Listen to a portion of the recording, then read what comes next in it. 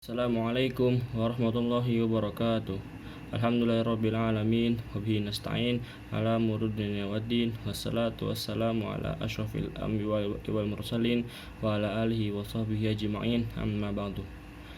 Pertama-tama mari kita panjatkan puja dan puji syukur kita kepada Allah Subhanahu wa taala yang telah memberikan rahmat kepada kita hingga saat ini kita masih diberikan sehat walafiat, dan tak lupa pula salawat serta salam kepada junjungan kita yaitu baginda Nabi Muhammad SAW. Semoga tercurahkan kepadanya dan kepada keluarganya dan para sahabat-sahabatnya dan para pengikutnya hingga kebersamaan kelak. Amin ya rabbal alamin. Insyaallah pada kesempatan kali ini saya akan menjelaskan tentang nazar dan sumpah yang saya ringkas dari buku Asy-Syafi'i lil Mubtadi'in. Yang pertama yaitu nazar. Nazar secara bahasa artinya berjanji untuk melakukan perkara baik atau buruk. Adapun secara istilah yaitu berjanji secara khusus hendak mengerjakan perkara yang baik. Adapun dalil yang diisyaratkannya untuk bernazar yaitu pada surat Al-Hajj ayat 29. A'udzubillahi minasyaitonirrajim. Bismillahirrahmanirrahim. Tsumma liyaqadu tafathahum wal yufu nudurahum wal yattawafu bil baitil atiq.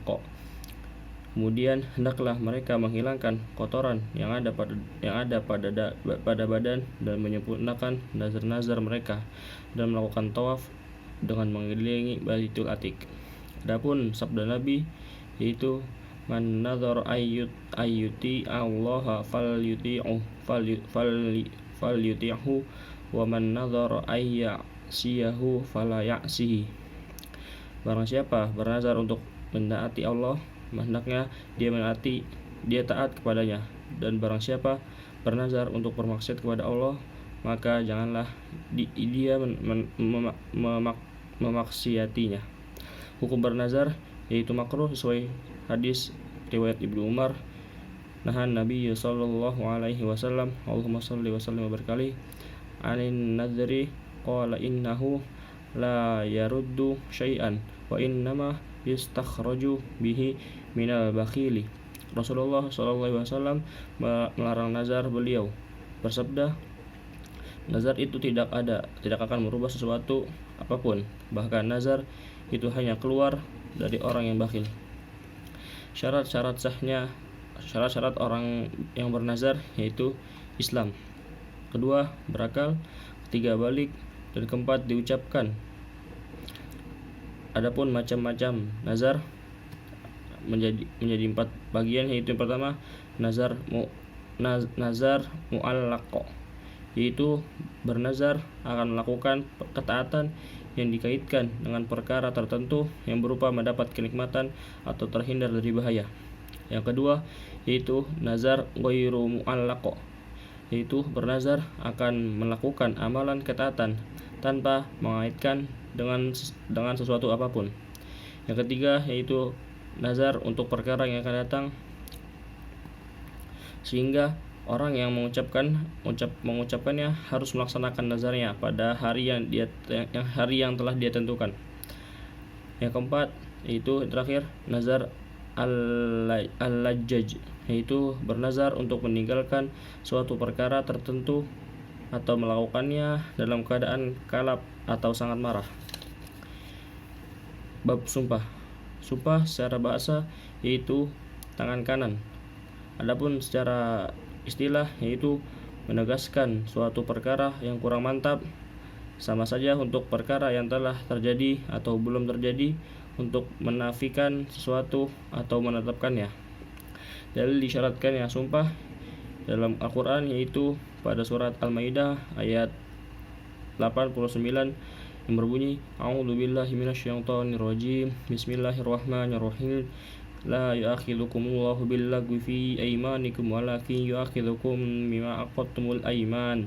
Allah tidak menghukum kalian disebabkan oleh sumpah-sumpah kalian yang tidak serius atau tidak bermaksud untuk bersumpah sungguhan, tetapi Dia akan menghukum kalian karena sumpah-sumpah yang kalian sengaja.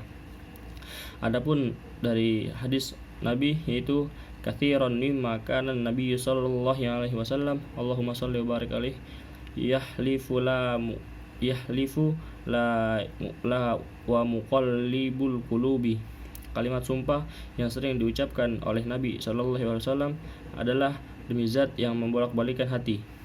Syarat-syarat orang yang bersumpah, yang pertama yaitu sudah balik dan berakal. Yang kedua, tidak dipaksa. Yang ketiga, memang disengaja, bukan keadaan bermain-main. Syarat-syarat sumpah yaitu tidak boleh bersumpah kecuali dengan zat Allah Subhanahu wa taala. Yang kedua, tidak boleh bersumpah dengan makhluknya. Macam-macam sumpah yaitu yang pertama, al-yamin al-muakkidah, yaitu bersumpah akan mengerjakan atau meninggalkan sesuatu di masa yang akan datang. Yang kedua, al-yamin al-ghamus, yaitu sumpah untuk tujuan berbohong, baik untuk perkara yang sudah lampau atau yang sedang terjadi.